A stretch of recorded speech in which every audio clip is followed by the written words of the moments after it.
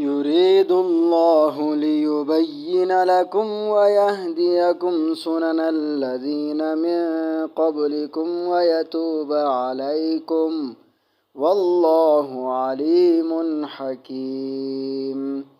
والله يريد أن يتوب عليكم ويريد الذين يتبعون الشهوات أن تميلوا ميلا عظيما. يريد الله أن يخفف عنكم وخلق الإنسان ضعيفا.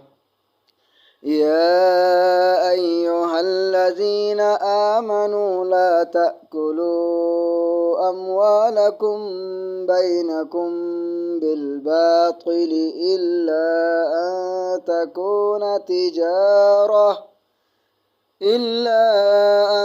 تكون تجارة عن تراض منكم ولا تقتلوا أنفسكم إن الله كان بكم رحيما.